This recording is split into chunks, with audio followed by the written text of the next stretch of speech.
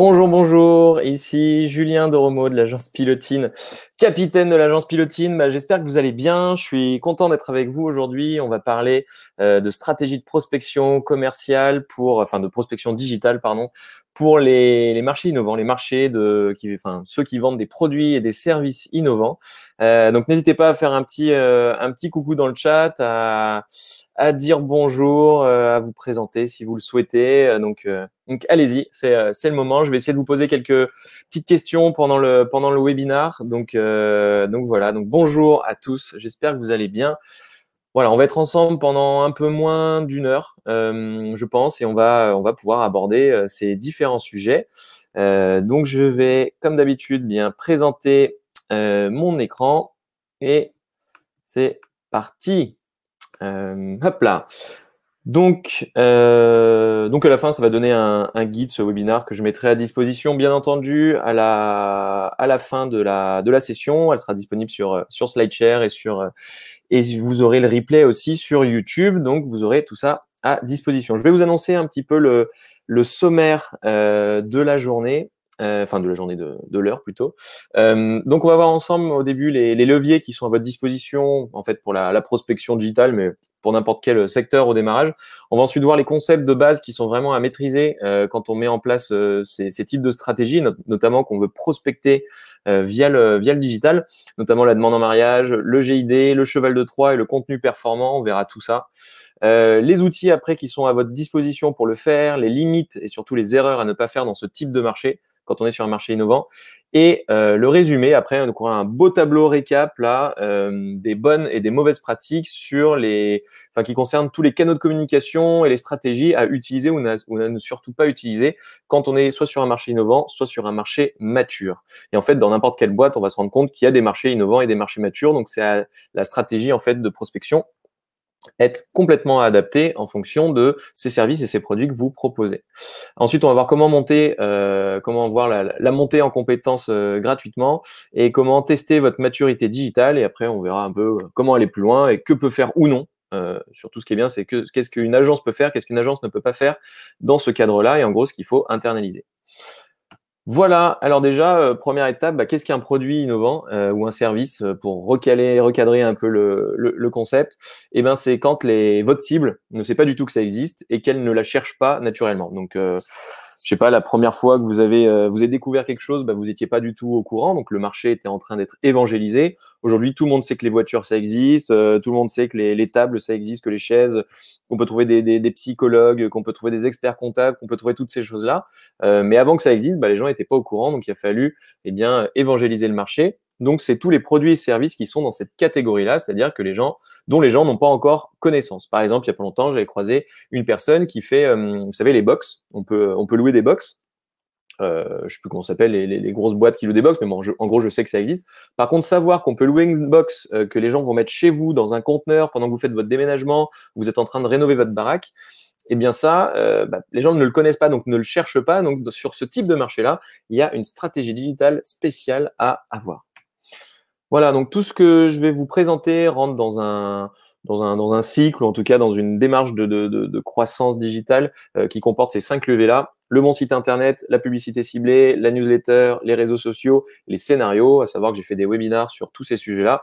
S'il y a un de ces sujets qui vous intéresse, il y a les liens qui seront dans le guide et dans la présentation que vous aurez à la fin du webinaire, où vous retrouverez dans la description si vous regardez en replay.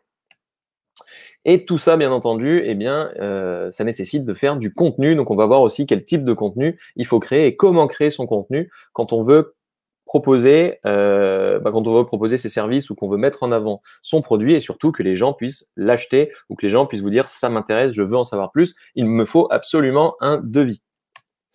Ok, donc qui suis-je un petit peu pour vous parler de tout ça? Donc comme j'ai dit au début, je suis le capitaine de Pilotine, mais à part ça, donc moi je suis parti de rien, j'avais un petit ordinateur à 18 ans, j'ai eu mon premier ordi, j'ai fait plein de bêtises, j'ai fait plein de trucs en lien avec le SEO, avec la pub à l'époque, après j'ai monté des sites et tout ça.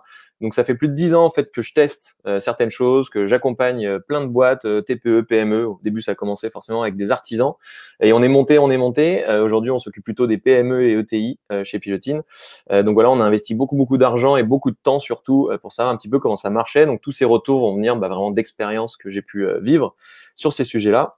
Ça fait 7 ans que Pilotine existe. On a formé plus de 3000 personnes. On a accompagné plus de 200 entreprises sur leur aspect de prospection digitale. Donc, pareil, ça va être des retours d'expérience en lien avec ça. Je suis prof, mais bon, voilà. Et capitaine de Pilotine, qui est une agence 100% WordPress. Et après, on est partenaire de plein de trucs. On a des super bons avis. Et voilà. Mais le sujet, c'est pas moi, c'est vraiment les leviers que vous allez pouvoir mettre à votre disposition dans le cadre de votre stratégie de prospection commerciale digitale, surtout quand vous êtes dans un marché innovant. Alors là, ce sont les trucs, les canaux de communication classiques, ou en tout cas les leviers classiques. Je vais vous les dire puisque c'est peut-être marqué un peu petit. Donc là, on a le référencement naturel. Donc en gros, il y a 8 leviers, hein. Le référencement naturel, la gestion de son site avec son blog. On peut utiliser les newsletters, on peut utiliser les réseaux sociaux, les influenceurs aussi, que dans pas mal de PME, on sous-estime, alors qu'on peut faire beaucoup de choses avec les influenceurs, avec les systèmes de parrainage, d'affiliation ou autres. Tout le système des social ads, donc quand vous faites de la pub sur Facebook, sur Twitter, sur Snapchat, TikTok ou je ne sais quoi, on peut faire sur tous ces réseaux sociaux-là, il y a une régie publicitaire, LinkedIn aussi. Ils ont une régie publicitaire, on peut faire de la pub, mais ça s'applique pas à tout le monde et on va revenir à la fin sur le résumé de ce qu'il faut vraiment utiliser ou pas quand on est dans un marché innovant. La partie display, vous allez voir qu'on a des retours. En général, ça s'applique aussi à très peu de monde, en fait, de bien faire du display. Ce sont les grosses marques qui font ça pour la notoriété. Et si vous cherchez à prospecter, ça se passe généralement pas du tout sur le display. Et la partie AdWords. Donc SEO et AdWords, en gros, il y a des grosses opportunités avec ça. Mais sur le marché innovant, on verra que c'est pas forcément là qu'on va aller creuser. Donc, on va revenir sur ça à la fin quand on sera sur le résumé avec en gros tous les canaux, toutes les stratégies. Je vous dirai, faites-le, ça, honnêtement, ça sert à rien de miser dessus pour l'instant. Donc, les concepts de base à maîtriser avant qu'on vienne sur ces fameuses affaires à pas faire quand on est dans un marché innovant ou dans un marché mature. Donc, les concepts de base à maîtriser, la première, c'est comment demander en mariage un ou une inconnue dans la rue. Alors, je ne sais pas si vous en rendez compte, mais la majorité des gens construisent leur site comme ça. C'est-à-dire qu'ils ont un super site, ils vont dire ok, super cool, je vais avoir des visiteurs, et tous ces visiteurs demain vont passer client tout de suite. Donc voilà, j'ai un visiteur, il devient client. Ça serait magique, hein. Mais si on fait le parallèle un peu avec la vie privée, la vie perso, la vie amoureuse, ça reviendrait à faire ça, à penser que ça se passe comme ça. Vous croisez quelqu'un dans la rue, vous l'épousez. En général, ça bloque un peu. Donc ça semble un petit peu précipité. Dans la vraie vie, ça se passe plutôt comme ça. Alors on est moderne, on a mis Tinder. Première partie, on a Tinder, on prend le numéro de téléphone de la personne, après on va lui offrir des fleurs, on va l'inviter à boire un coup, on va aller à Disneyland ensemble, on va acheter un appart. Et à la fin, on va enfin faire la demande en mariage. Et après, il y aura le mariage et il y aura les enfants. Pour ceux qui ont la chance de pouvoir avoir des enfants, ou on adopte, mais en tout cas, on fait grossir la famille. Tout ça pour dire que voilà, ça se fait pas en une étape comme on pourrait le penser, hein. Vous rencontrez pas les gens dans la rue et hop, ils vous épousent du jour au lendemain.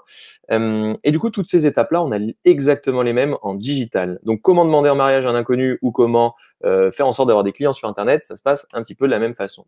Donc, au lieu de Tinder, on retrouve tous les canaux qu'on a vu un petit peu plus haut. On retrouve Google Ads, la pub, on peut faire du référencement payant, on peut faire du display, on a tout ce qui est community management ou social ads avec LinkedIn, YouTube, Facebook, Twitter et j'en passe, tout ce qui est référencement naturel et votre site en tant que tel. Ces éléments-là vont ramener du trafic sur votre média, votre site. Derrière, à la place de WhatsApp, pour prendre le numéro de téléphone, là, on va prendre un email et donc la personne va se transformer en lead pas qualifié pour l'instant, mais en lead. Donc là, ça va être les livres blancs, les webinars, les démos et tout ça, et tout ce qui s'ensuit. Et derrière, en fait, au lieu d'offrir des fleurs, du champagne, d'amener à Disneyland et de prendre un appart, on va offrir régulièrement du contenu. On va alimenter en contenu très régulièrement ces utilisateurs qui vont devenir après des leads, qui vont devenir après des prospects, qui vont devenir après des clients.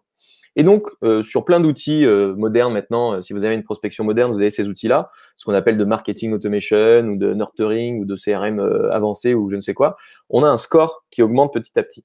Et du coup, le score de votre prospect va augmenter jusqu'à un certain niveau où soit c'est vous qui prenez le téléphone pour dire « Bon, Jean-Jacques, ça fait 150 fois que tu viens sur mon site, ça fait 1 million de fois que tu participes à mes petits-déj, à mes trucs, à mes bidules, ton score il est énorme, comment on peut faire pour bosser ensemble ?» Soit c'est plutôt Jean-Jacques qui sera tellement arrivé à un niveau de maturité suffisant, qui vous appellera en disant « Bon,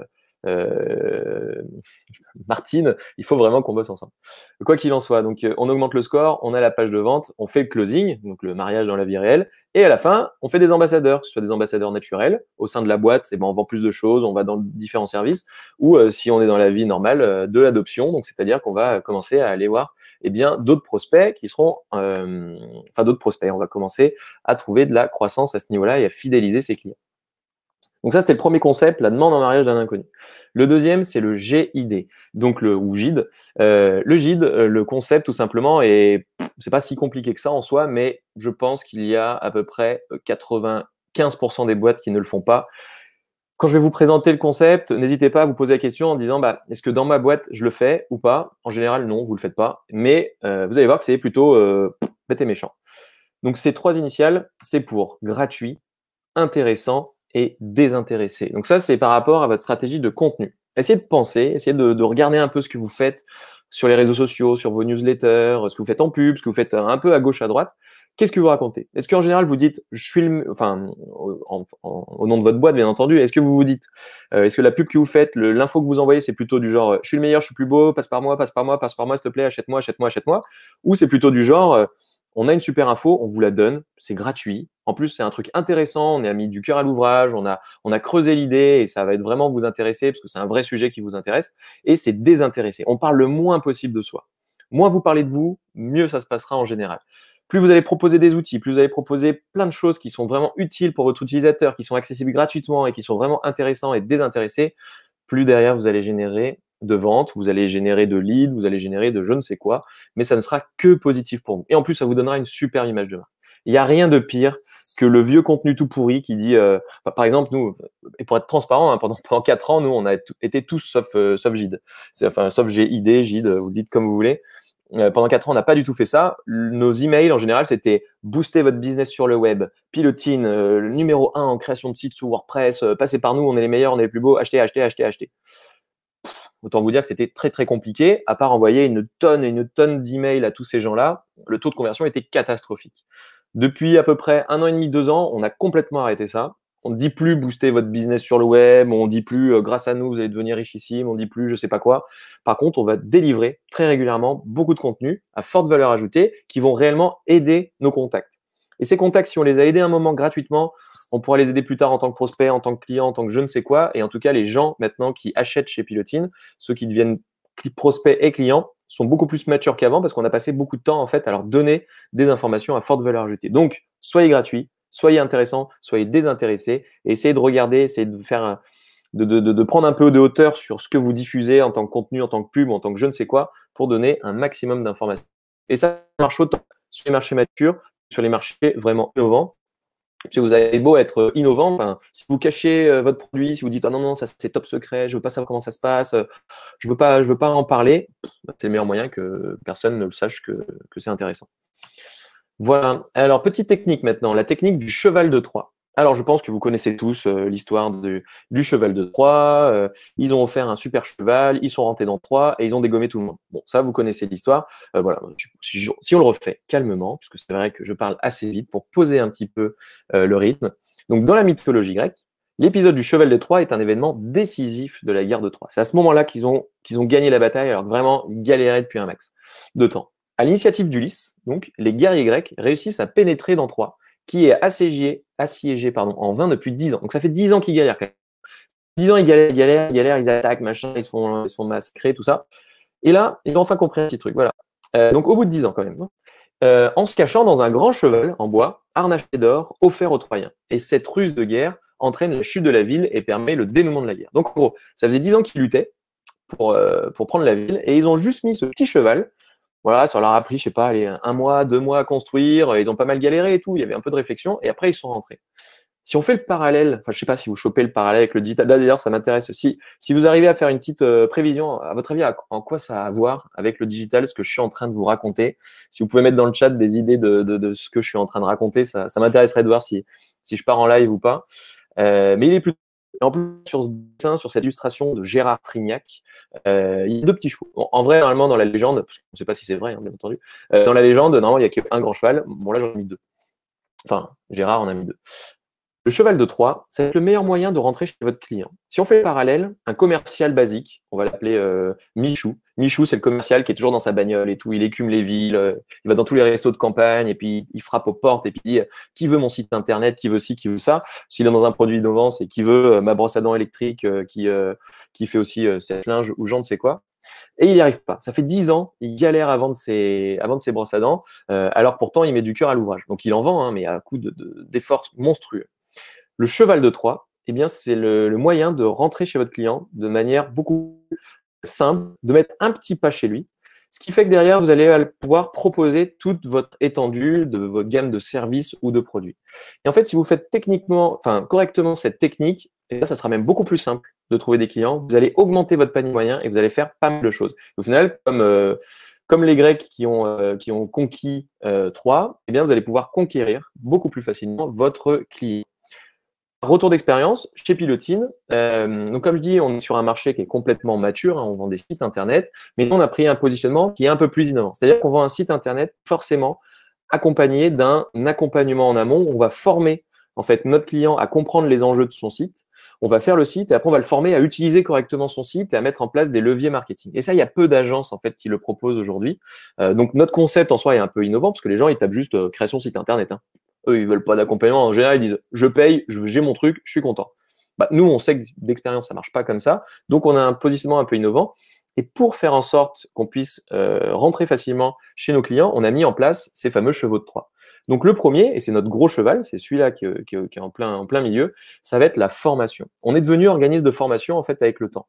Donc, ce qui s'est appliqué à notre secteur, vous pouvez le faire dans votre secteur. Je ne sais pas si vous faites cette fameuse vente de box, et ben, par exemple, vous pouvez faire un lieu sur Lyon où vous allez faire, voilà, c'est des petites box que vous utilisez à la journée et qui sont totalement gratuites. Bon, ça va vous coûter le prix d'une box avec des casiers, machin, et c'est gratos et ça dure pendant un jour. Comme ça, les gens, ils vont prendre l'habitude des fois, pendant un jour, ils vont mettre leur valise chez vous, ils vont faire ci, ils vont faire ça, j'en sais rien. Ils vont prendre l'habitude d'utiliser votre service.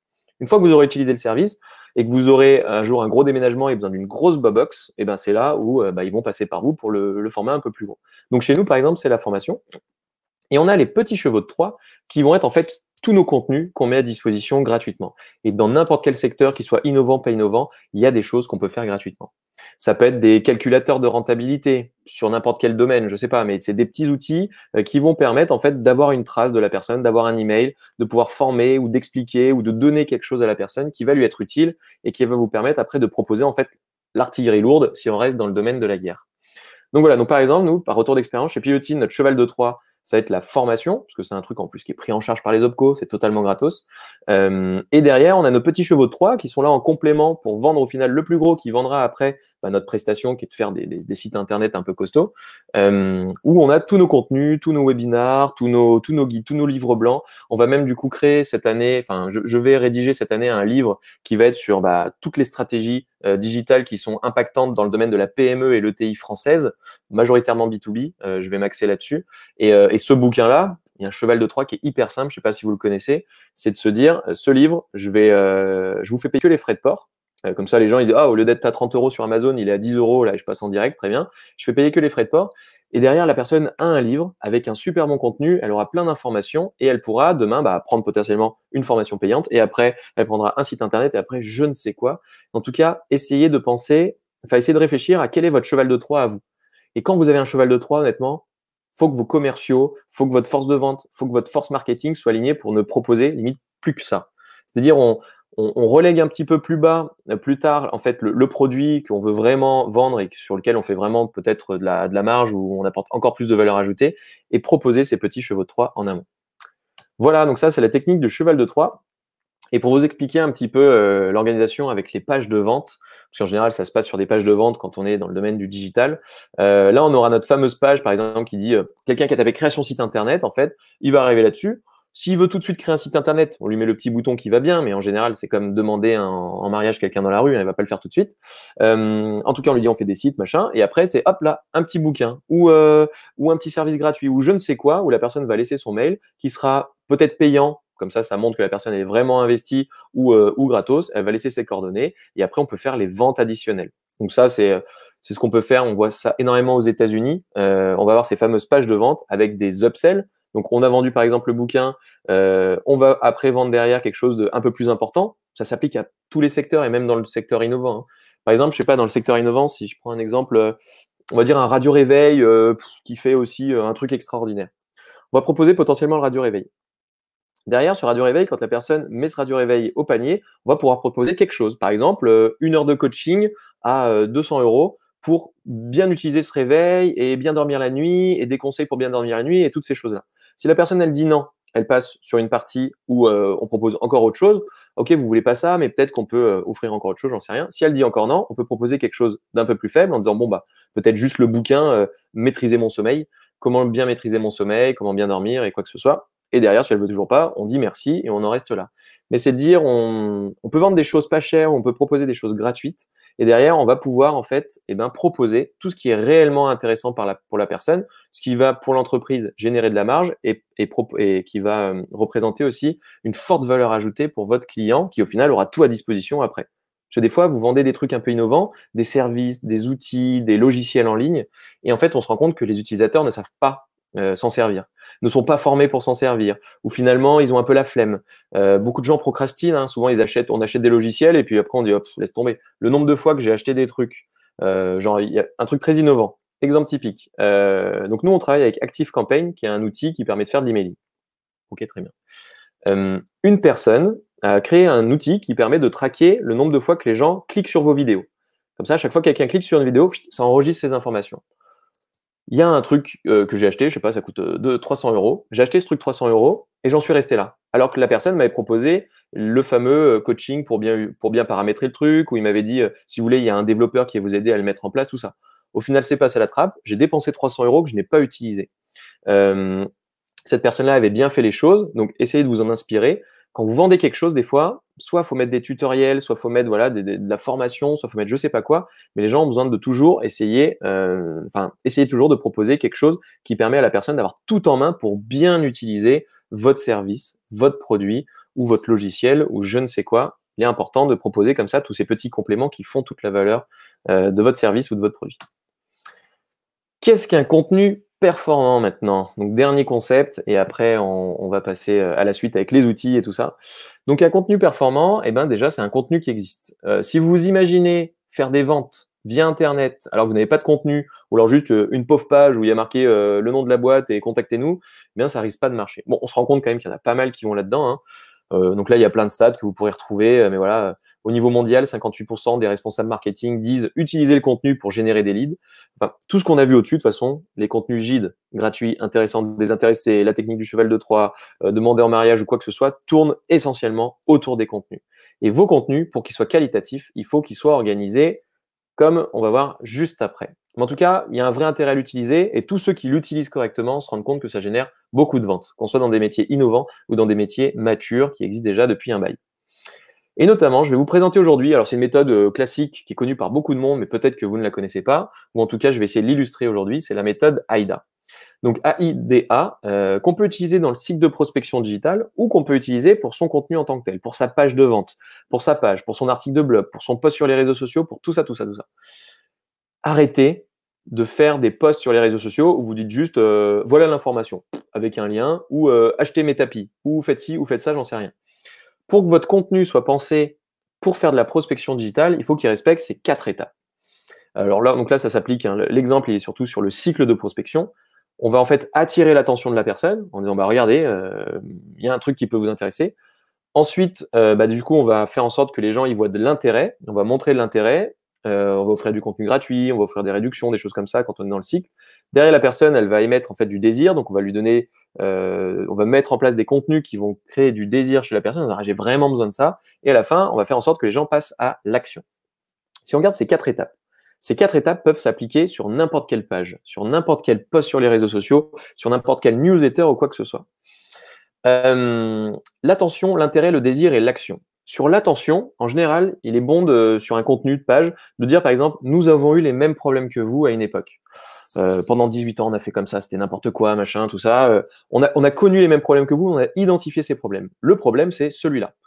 Par exemple, on travaille avec un client qui est dans le domaine des ERP en ce moment. Et ce client, en fait, propose, donc dans son ERP, il y a plein de fonctionnalités partout. Donc voilà, ce sont dans son secteur, c'est innovant. Donc les gens ne sont même pas au courant des fois qu'ils ont le problème. Donc en fait, c'est de les éclairer sur le fait qu'ils ont bien un problème. Et il faut leur dire, on a compris que vous avez ce problème, on a d'ailleurs même eu le même, ou des clients ont eu le même et on l'a identifié. Ensuite, c'est dire ce problème, on l'a traité. Donc là, on va éveiller l'intérêt. On l'a traité en faisant comme ci, comme ci, comme ça, comme ça, comme ça.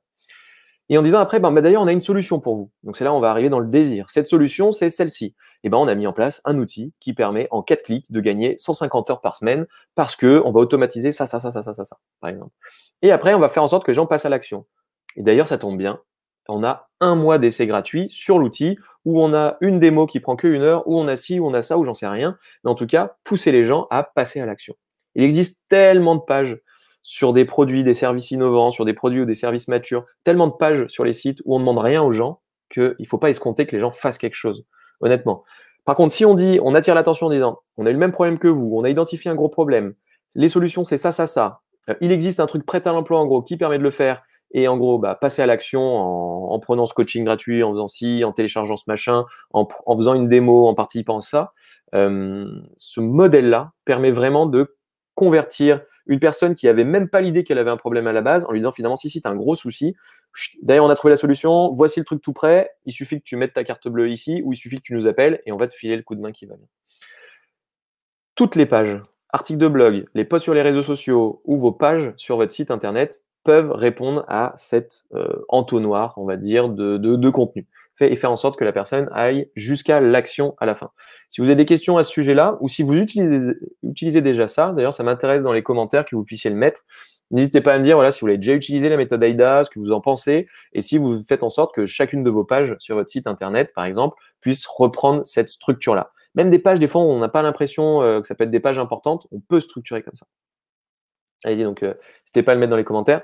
Les outils à votre disposition maintenant. Pour faire tout ça, il existe pas mal d'outils. Il y en a d'autres encore que je suis en train de creuser. Hein. Sur les prochains webinaires, je pourrais vous en parler. Donc, à savoir que Alix, qui est avec nous dans le chat, va vous mettre les liens vers ces outils. On a SEMrush et Ubersuggest, qui sont 2 outils qui vont vous permettre de regarder. Donc, c'est au niveau du référencement naturel. Normalement, quand vous êtes dans un métier innovant, il faut savoir que dans un produit ou dans un service innovant, il faut savoir que vos clients expriment des besoins. Ils expriment des choses, en fait. Donc, ils vont taper des mots-clés sur Google, pour résumer, en cherchant une solution, sachant qu'ils ne savent pas qu'il y a une solution à la fin. Et en général, ils arrivent sur rien, parce que personne ne répond à leur question. Mais ce qui est bien, ça va être de comprendre un petit peu quel est leur centre d'intérêt, qu'est-ce qui les anime vraiment, quelles sont les solutions qu'ils cherchent justement pour répondre à leurs besoins. Et du coup, ça va être à vous de regarder les sujets qui les intéressent vraiment. Et c'est ces fameux sujets qu'il va falloir traiter via des contenus gratuits, intéressants, désintéressés, via potentiellement un livre, via potentiellement une formation, via potentiellement, je n'en sais strictement rien, un service gratuit, un logiciel SaaS, un petit calculateur qui va bien ou autre.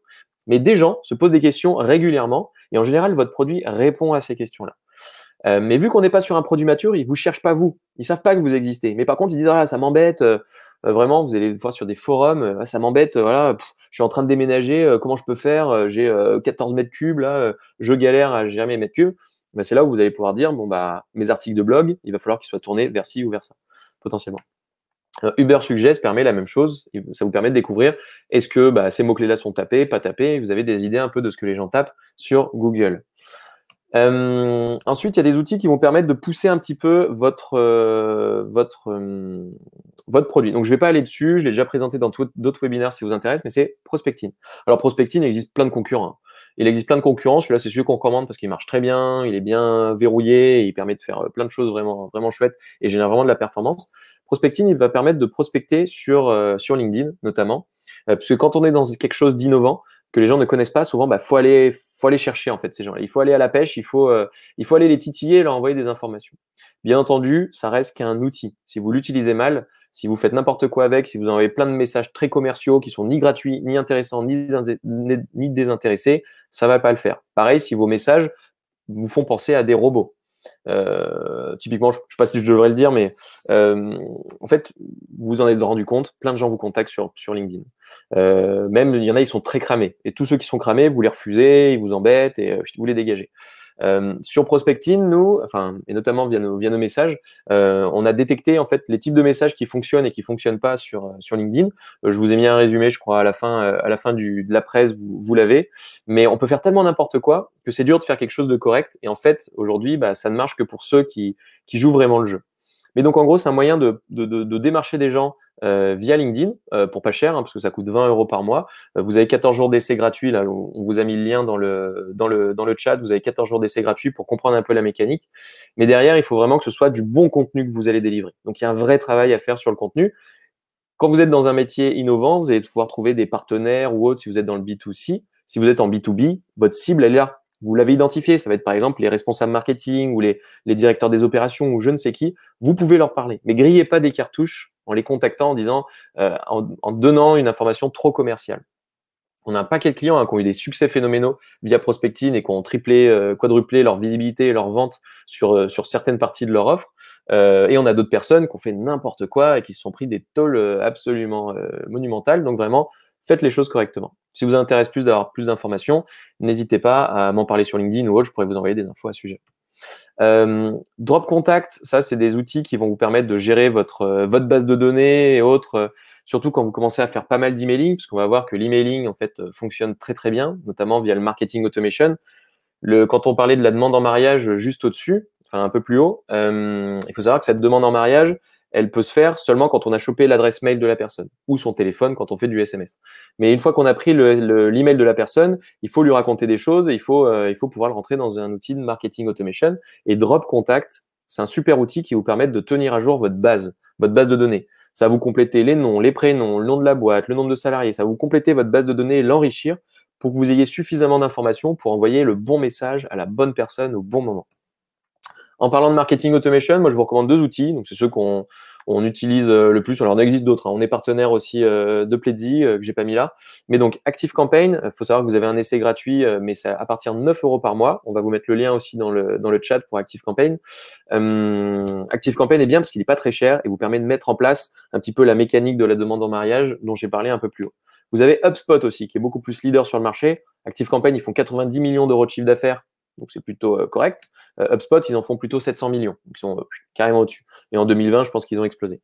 Ils sont à partir de 740 € par mois, mais là, on a des vrais outils performants qui vous permettent de bien faire votre marketing et d'automatiser un petit peu vos tâches quand vous voulez fournir du contenu intéressant et générer des ventes derrière sur vos produits et vos services qui sont innovants. Alors, on va passer aux limites et erreurs sur ce type de marché et après, on va passer au vraiment récap avec pour tel truc, en innovant, on fait ou on fait pas. Comme ça, vous aurez toutes les infos. Alors, les limites et erreurs à ne pas faire sur le marché. Il y a notamment la légende du growth hacking. Alors, n'hésitez pas à poser des questions. Hein, là, je ne regarde pas encore les commentaires. N'hésitez pas à poser des questions. Je vais y répondre juste après, quand j'aurai terminé cette partie, la partie avec les plus et les moins. Je vais passer aux questions-réponses. Donc, les légendes du growth hacking. Alors, vous en avez entendu parler un nombre de fois incalculable sûrement. Il y a 3 ans, c'était hyper stylé, machin. Il faut savoir que ça rime plus à grand chose de parler vraiment de growth hacking parce que c'est juste une stratégie qui existe depuis la nuit des temps, qui est de je teste, je vois si ça marche. Si ça marche pas, j'arrête. Si ça marche, je continue. Et si ça marche, je continue et j'essaye d'automatiser et j'accélère un peu le système. Alors le growth hacking, en fait, il a 3 composantes. La partie vraiment créative, ce qu'on appelle le creative marketing. On a la partie experiment and data. Donc, en gros, on va faire des expériences, on va accumuler de la donnée, on va analyser cette donnée. Et on a après la partie automatisation de la chose. Et le growth hacking se trouve au milieu. Mais bon, en gros, on peut mettre, si on veut, stratégie marketing, stratégie de vente ou je ne sais quoi.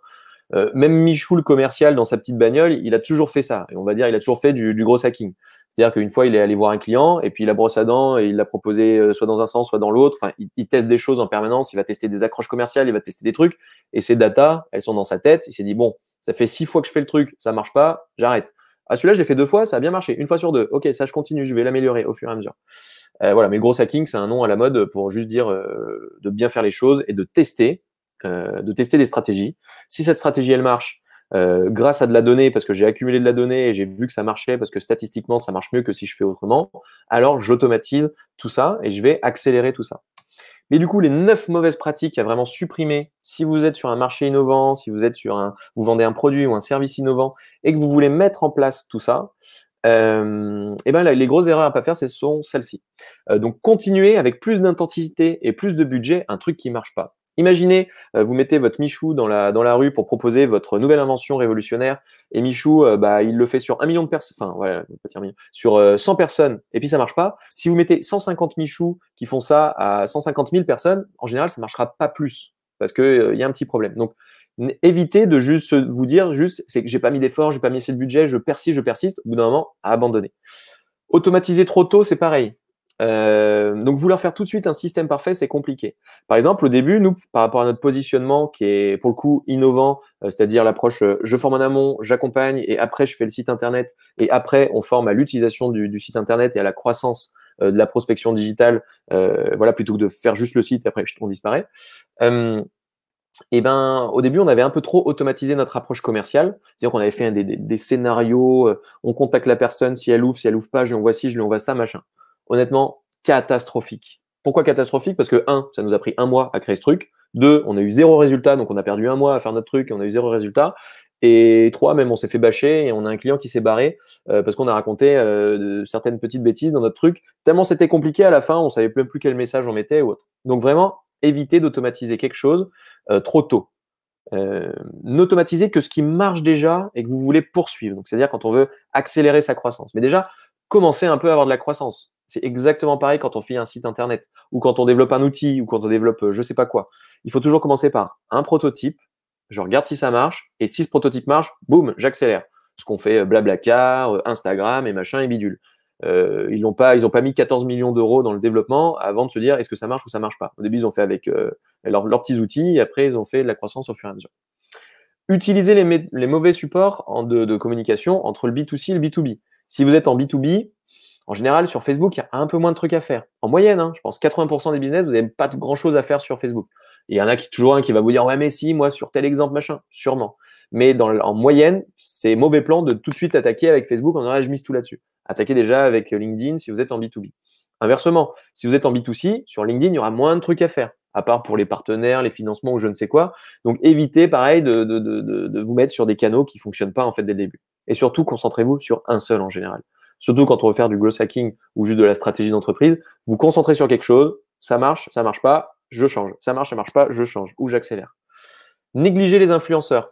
Notamment quand on est dans l'innovation, que votre produit ou votre service n'est pas connu, il ne faut surtout pas négliger les influenceurs. Il faut vraiment essayer de dealer, de nouer des partenariats avec des gens. On a tous les influenceurs maintenant sur tous les réseaux sociaux, mais il y a d'autres influenceurs qui vont être en fait vos partenaires, des partenaires industriels ou je ne sais quoi. Vraiment, ne les négligez pas, mettez-les dans la boucle parce que ce sont eux qui déjà ont des ventes, déjà ont un business établi, qui vont pouvoir en fait peut-être faire le pont entre leurs services et leurs produits et le vôtre. Et du coup, vous ramenez un peu plus de monde.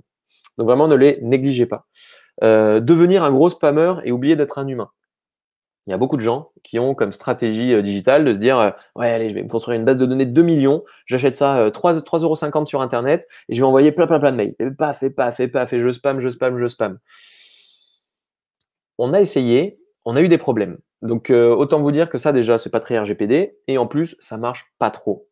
Bien entendu, si vous faites une masse, d'ailleurs, j'ai vu une vidéo sur YouTube il y a pas longtemps d'un type qui disait vous savez, en fait, quand ça marche pas, c'est qu'il faut faire sur un nombre de contacts impressionnant. Et puis là, vous allez générer du chiffre. Donc oui, pourquoi pas? C'est-à-dire que si vous faites effectivement sur 100 personnes ou sur 1 million, vous aurez forcément un peu plus de résultats sur 1 million. Mais vous aurez peut-être déçu aussi 99% des gens qui, du coup, vont vous prendre en grippe et n'achèteront jamais votre truc parce que vous allez saouler à un moment. Donc autant faire les choses qualitativement et ne pas être un gros spammer.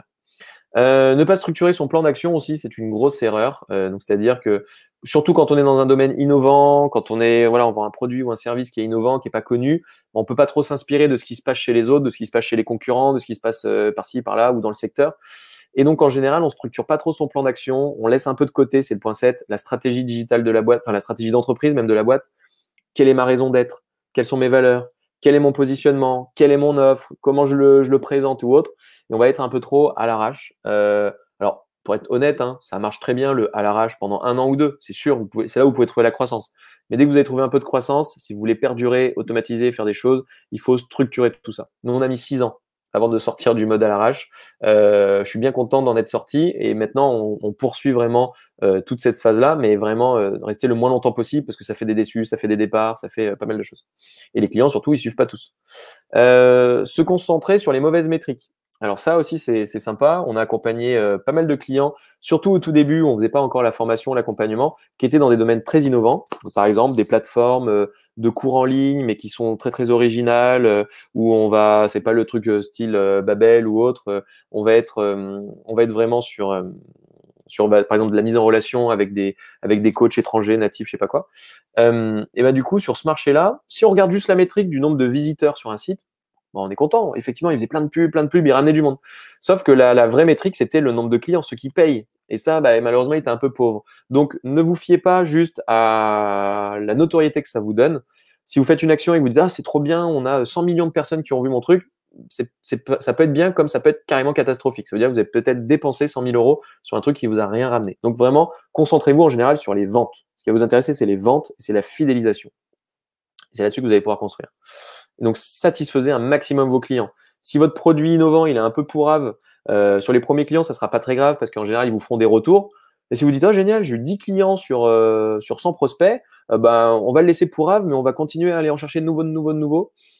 En général, essayez vraiment d'améliorer déjà la base que vous avez. Et en dernier, c'est d'avoir une maturité digitale, complètement insuffisante, de ne pas être structuré, de ne pas être formé, de ne pas avoir les équipes qui vont bien, et au final de faire un burn-out au bout de 150 mois, parce que vous n'en pourrez plus, pardon, et vous n'allez pas pouvoir suivre. Donc vraiment, soit vous avez une maturité digitale vous-même, soit vous vous formez, soit vous recrutez des personnes qui vont l'avoir, mais pour faire de la prospection digitale, il faut avoir un certain bagage, et ça s'apprend. Personne ne l'a inventé.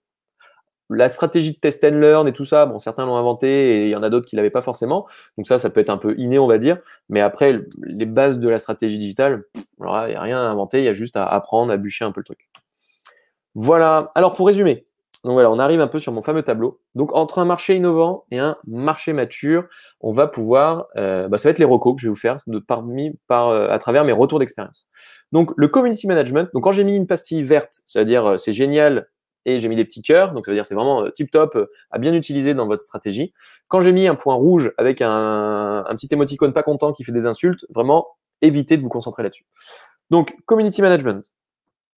Sur un marché innovant et un marché mature, de toute façon, ça s'applique bien. Vous n'allez pas faire non plus des merveilles avec ça. Autant vous dire que c'est ou alors c'est exceptionnel, quoi. On va peut-être avoir 5% des gens qui font des trucs vraiment incroyables avec le community management. Au début, c'est juste voilà, on balance des trucs et tout, et il y a le répondant est compliqué. Ou alors ça demande un effort un peu surhumain. Mais il y a des choses à faire en community management. Social ads maintenant, donc faire de la publicité. Faire de la pub sur un marché innovant, ça peut valoir le coup. Pas sur toutes les plateformes. En général, LinkedIn, on le recommande pas du tout pour faire de la pub. LinkedIn, je le recommande via l'outil, genre Phantom Buster, Prospecting, LinkedIn Helper, tous ces trucs-là qui permettent d'automatiser des choses. Mais sinon, faire des pubs sur LinkedIn, ça coûte super cher. Très ciblé, hein, mais super cher, donc pas trop accessible. Par contre, sur un marché innovant, sur Facebook, sur Twitter, sur les nouveaux réseaux, peut-être sur TikTok, sur quoi que ce soit, là, il y a moyen d'aller chercher des choses parce que, en gros, vos clients, vos futurs prospects, votre cible ne vous connaissent pas. Donc, ça vaut le coup de leur dire, regardez, j'existe. Alors que moi, on fait des sites internet, dire, regardez, j'existe, on fait des sites. Bon, les gens, ils savent déjà que ça existe les sites, donc ils s'en fichent complètement, quoi. Donc, par contre, quand on est sur de l'innovation, là, ça vaut le coup de se faire connaître. Donc, sur Social Ads, il y a carrément des choses à faire. Le référencement naturel, les Google Ads et le display, je ne vous le recommande absolument pas quand on est sur un marché innovant. Quand on est sur un truc mature, pourquoi pas? Parce que les gens vous cherchent, ils vous connaissent, ils cherchent site internet Lyon. Donc là, ça vaut le coup d'être présent. Par contre, en RefNat, en Google Ads et en display, quand on est sur l'innovation que les gens ne vous connaissent pas, ils ne vont pas vous chercher. Donc, le seul moyen de le faire, ça serait d'être sur des mots-clés connexes. Ça serait, je sais pas, voilà, pour ma fameuse box là, ma fameuse box qui se pose chez les gens, c'est-à-dire des conteneurs qu'on met dans le jardin des gens quand ils font leurs travaux. Ben, est-ce que les gens vont taper conteneur jardin travaux? Je suis pas sûr. Ils vont peut-être mettre box à louer. Mais box à louer, qui tape ça? Quelqu'un qui est dans un appart. En tout cas, quelqu'un qui veut louer une box, il a dans sa tête la petite box là qu'on voit partout. Il va avoir son casier, il arrive, il ouvre, il met son truc, il ferme et terminé. Il n'imagine pas que c'est plus poussé que ça. Donc en fait, vous allez avoir beaucoup de déchets. La majorité des gens s'attendent pas à vous trouver et ils vont vous trouver, ils vont dire ah bah non en fait c'est pas ça et ça va vous coûter très très très cher pour avoir peu de rentabilité. Donc en général là-dessus, soit ça coûte trop cher, soit ça marche pas. Donc moi j'éviterai vraiment là-dedans. Par contre, référencement naturel et Google Ads quand on est sur un marché mature, là carrément. Ensuite, donc le display, là, qu'on soit dans l'un ou dans l'autre, nous, ça a toujours été des taux de conversion, mais catastrophiques. Ça fait de la notoriété, mais vous faites pas de la prospection digitale, vous générez peu de ventes avec ça. C'est pour ça que tous ceux qui font du display, en général, ça va être Amazon, ça va être ceux qui vendent des bagnoles, ça va être les trucs genre Sarenza, tout ça, ceux qui ont beaucoup de pognon, les très grosses boîtes et qui veulent se donner vraiment beaucoup de visibilité. Coca-Cola peut faire du display. Quand vous êtes sur un petit produit de niche, tout ça, le display, ça va pas vous rapporter grand-chose. À part si vous le traitez bien, hein. Bien entendu, tout ça, il y a des exceptions, bien sûr. On va dire, oui, mais si, ça a marché pour moi. Sûrement, dans un cas très spécifique, mais en moyenne, très compliqué, pas rentable. L'emailing et le nurturing malin. Envoyer des emails pour dire que vous êtes les meilleurs, les plus forts et les champions du monde, ça sert strictement à rien. Par contre, de l'email pour donner des informations à forte valeur ajoutée, bien travailler vos emails avec la méthode AIDA et donner du contenu GIDE, donc gratuit, intéressant et désintéressé, ça carrément, et ça marche très très très très très bien. Les newsletters, j'ai mis juste un petit bonhomme content parce que c'est cool, mais c'est pas ça qui va vous générer des ventes et c'est pas ça qui va faire votre business. Donc vraiment, essayez plutôt d'utiliser de l'emailing malin plutôt que de faire des newsletters copieuses, trop graphiques, trop compliquées, où les gens vont dire tout de suite, ouh là là, ça c'est une pub, je dégage. Je pense que vous avez le même mode de fonctionnement que moi, hein. Dès que vous voyez un truc qui ressemble à une pub, vous dites dans votre tête, c'est une pub, et donc vous l'avez directement dégagé, mis en spam ou je sais pas quoi. Par contre, vous voyez un email qui est écrit à la main, on voit que c'est quelqu'un qui vous parle, on voit que c'est personnalisé, on voit que tout ça, ça donne envie de lire, quitte à la fin à ce qu'on dise, je me suis fait avoir, c'était une pub. Et hop, on dégage, mais au moins, on a lu. Donc, et puis si vous pouvez éviter de faire en sorte que ce soit une pub, c'est encore mieux. Mais voilà, la newsletter, c'est cool, mais voilà. En tout cas, c'est pas un truc à ne pas faire. C'est un truc à faire, mais il faut pas en attendre des miracles non plus.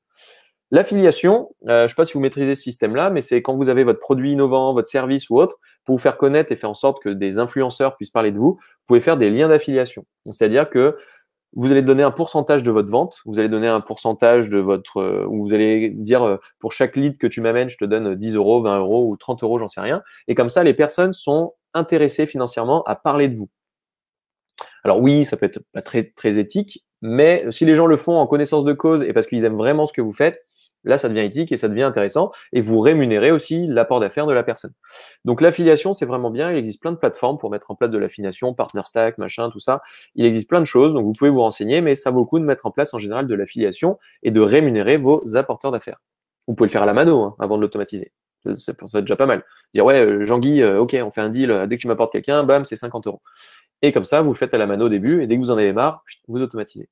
Le site web avec le fameux funnel de vente ou l'entonnoir de vente que j'ai montré tout à l'heure avec la phase initiale, je vends quelque chose, s'il me le prend, je fais la vente additionnelle ou autre.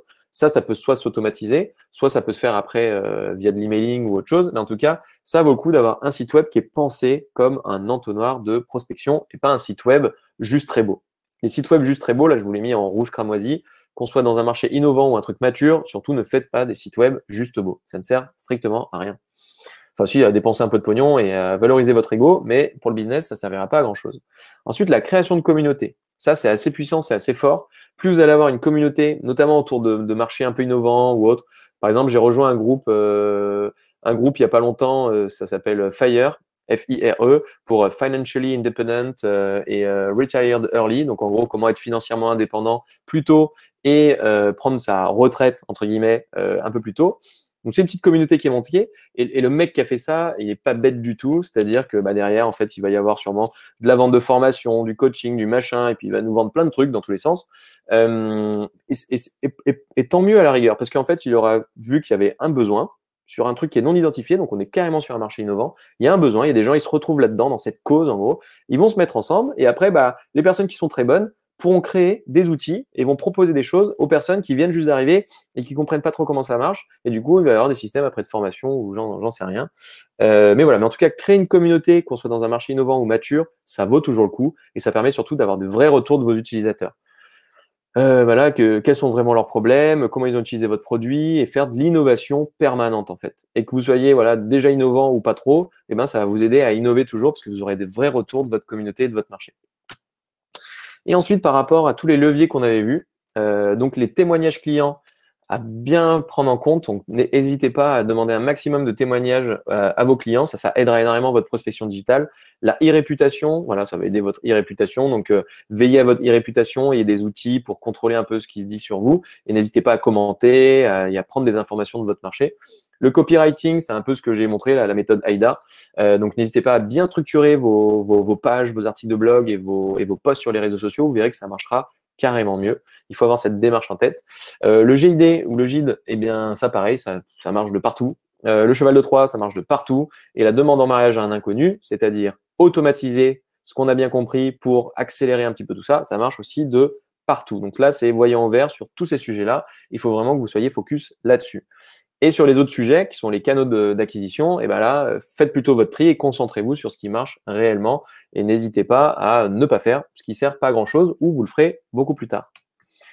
Voilà, donc si vous voulez vous former gratuitement sur toutes ces choses-là, sur ces stratégies digitales, il faut savoir que vous avez le droit, pour certaines entreprises, jusqu'à 30 000 € par an d'aide à la formation à travers Datadoc, mon compte formation ou autre. Donc si vous dites, oh là là, ça a l'air cool ces trucs-là, mais j'aimerais bien passer un petit peu à l'action ou je sais pas quoi, que ce soit des freelances, des agences, des centres de formation ou qui que ce soit, eh bien vous pouvez faire des demandes de financement. Si vous avez une structure, si vous êtes au chômage ou autre, il y a plein d'aides à la formation. Et quand on est une boîte, on peut avoir jusqu'à 30 000 € par an d'aide à la formation. Donc, n'hésitez pas à l'utiliser pour structurer votre démarche, structurer votre maturité digitale et autres.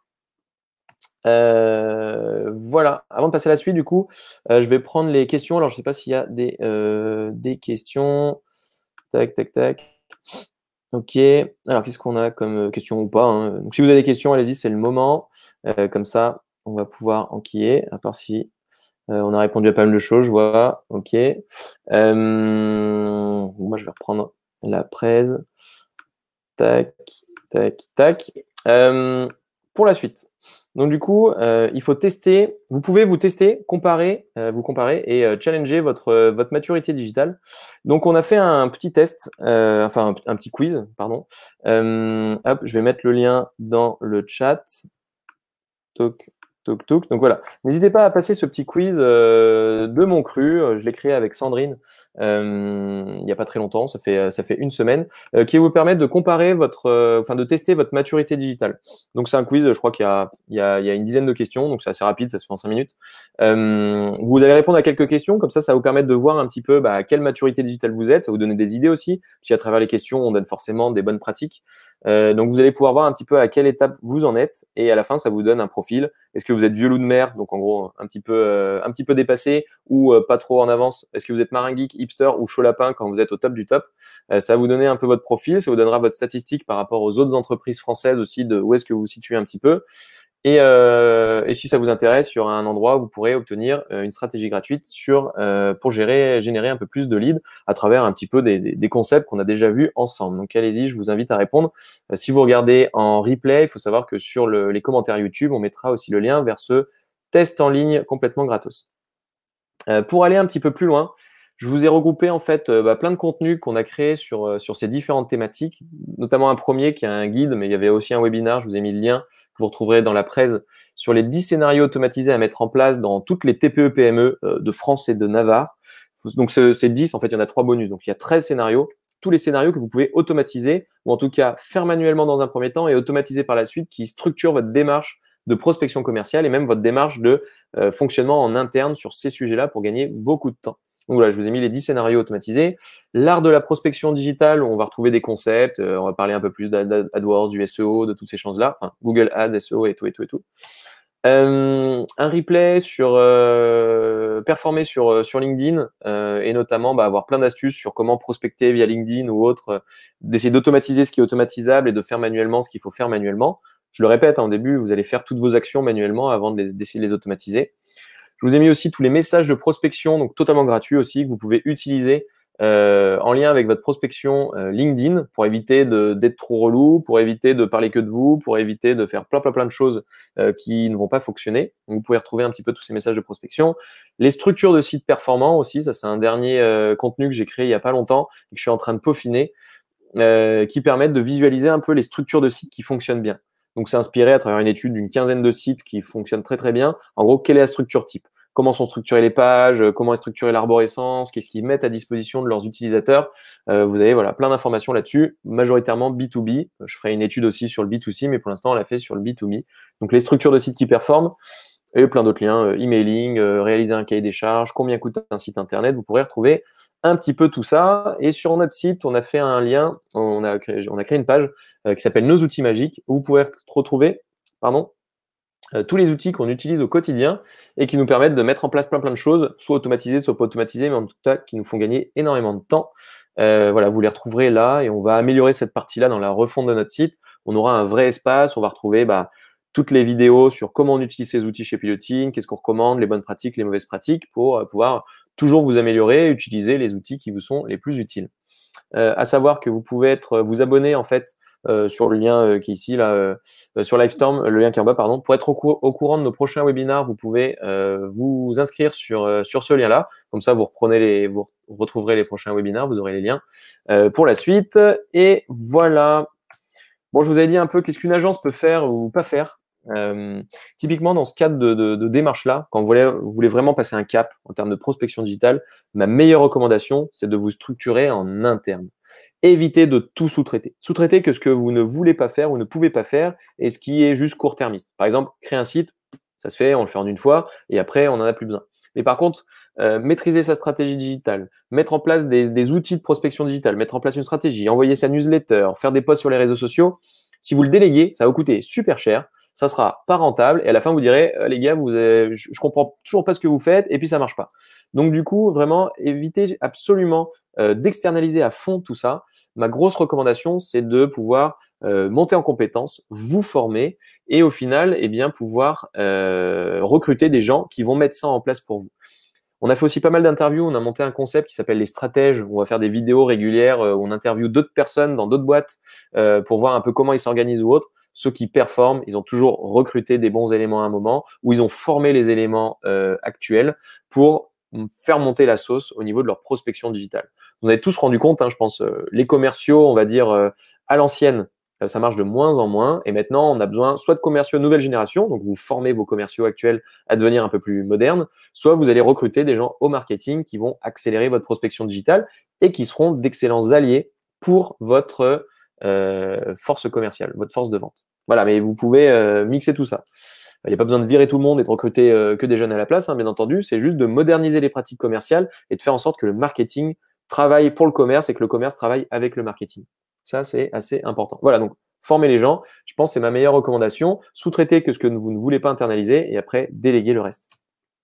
Bon voilà, nous on est sympa, on a plein de certifs, on a plein de clients, on est gentil et on est spécialisé dans l'accompagnement, la formation et surtout 70% de notre business, c'est de faire des sites internet. Donc voilà, si ce contenu vous a intéressé aujourd'hui, si vous avez appris des choses et si un jour on peut bosser ensemble, eh bien avec grand plaisir. Voilà, mais j'espère que vous avez appris des choses aujourd'hui et que vous avez vous allez pouvoir mettre en place certains éléments qu'on a pu voir. Comme vous l'avez vu, hein, je vous ai pas donné c'est pas magique. Hein. Je vous ai pas mis un petit outil là, vous cliquez dessus et pouf, vous devenez richissime, vous êtes dans un marché innovant ou autre. C'est souvent un travail de longue haleine. Comme je vous ai dit, chez Piloting, on a mis 6 ans quand même.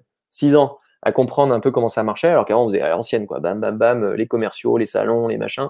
On a mis du temps à comprendre comment ça marchait, mais c'est vraiment plutôt une mentalité et un mode d'organisation et après vraiment à se former. Donc moi, le nombre de vidéos que j'ai consommées, le nombre de webinars que j'ai fait, le nombre de bouquins que j'ai achetés ou autre, pour moi-même me former et après voir en fait ce sur quoi il faut former les collaborateurs, ça prend du temps.